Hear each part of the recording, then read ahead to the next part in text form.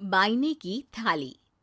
जानवी की जुबान पर बचपन से ही हजार सवाल और मन में हर चीज जानने की उत्सुकता रहती है, जिस वजह से वो अपने भाई की शादी में चल रही रस्मों के बीच भी मम्मी से सवाल पूछने लगती है। मम्मी, जब लड़की वालों ने आपको अपनी इतनी बड़ी लड़की दे दी, तो फिर भी उनसे सामान लेना गलत नहीं है क्या?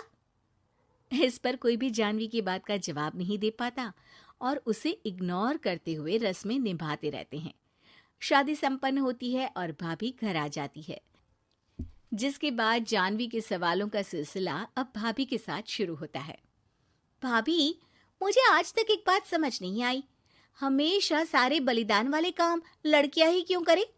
मतलब अपना घर, परिवार, दोस्त, पुरानी जिंदगी सब कुछ छोड़ लड़कियां ससुराल आए, फिर वहां सबका दिल जीतने की कसरत भी वही करे।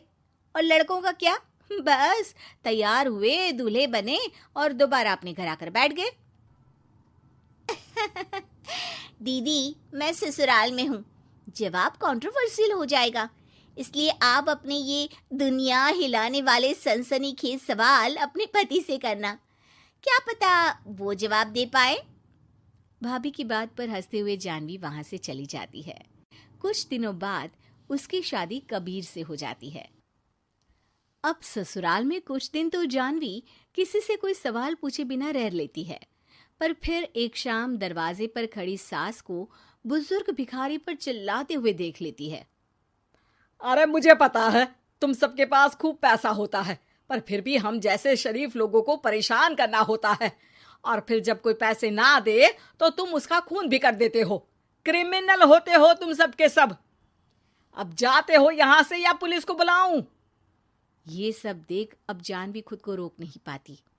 मम्मी, वो आपसे भीख नहीं, खाने की मदद मांग रहे हैं और आप उन पर इस तरह से चिल्ला नहीं सकती। आखिर ये भी तो एक इंसान है, और वो भी आप और मुझसे उम्र में बहुत बड़े। बाकी किसी चीज का नहीं तो कम से कम उनकी उम्र का ही ख्याल कर लीजिए। बहू का ऐसा रूप देख सास को तो जैसे शौक ही लग जाता है। जानवी भिखारी को खाना देकर वहां से भेज देती है, लेकिन इसके बाद से ही सास का उसके प्रति रवैया बदल जाता है। मुझे तो लगा था बहुत शांत बहू लेकर आई हूं, पर ये तो पूरी ज्वालामुखी निकली। अरे इतने दिनों से ये रंग क्या एक भिखारी के सामने अपनी सास की इज्जत उतारने के लिए छुपा कर रखे थे? और कौन से रंग बदलना सिखाकर भेजा है तेरे माँ बाप ने तुझे? मम्मी जी, रंग का तो पता नहीं, लेकिन मेरे मम्मी पापा ने मुझे हर ढंग में गलत के खिलाफ खड़े होना जरूर सिखाकर भेजा है।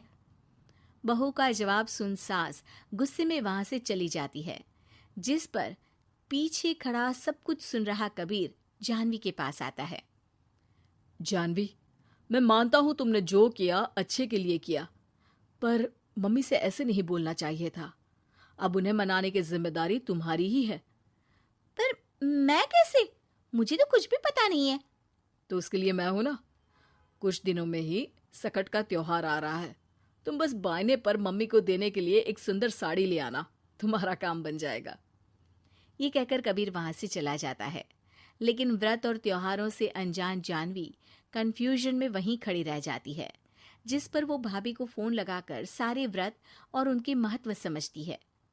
और उन्हें जानने के बाद वो बायने की साड़ी तो खरीद लाती है, लेकिन इसी के साथ उसके मन में अब नए सवाल पैदा होने लगते हैं।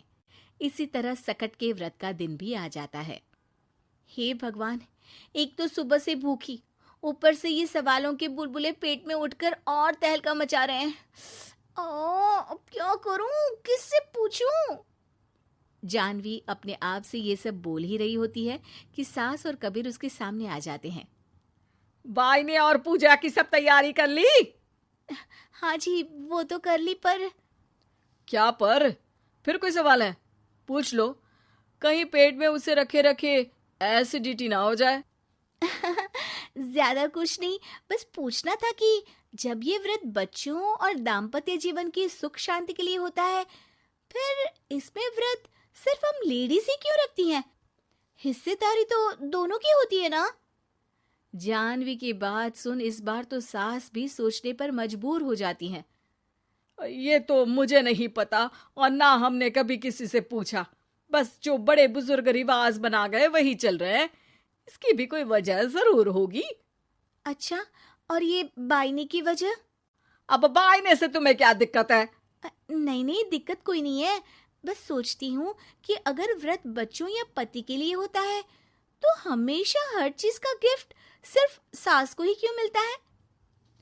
अरे पति के नाम पर व्रत है तो उन्हें, और बच्चों के नाम पर जो व्रत है उनमें बच्चों को क्यों गिफ्ट नहीं दी जाती? जानवी का सवाल सुन इस बार सास भड़कने के बजाय शांति से उसका जवाब देती है। वैसे ये सवाल एक बार मैंने भी अपनी सासू माँ से किया था, तो जवाब मिला कि सास की वजह से ही पति मिला है, इसलिए एक थैंक यू और इज्जत की तरह उन्हें ये बायना दिया जाता है।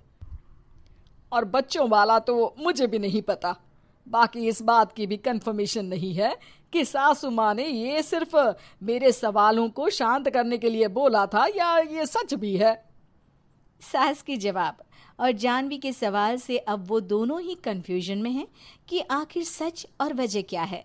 अगर आप लोगों के पास इन सवालों के जवाब हैं तो कमेंट करके सबके साथ ज़रूर शेयर कीजिएगा।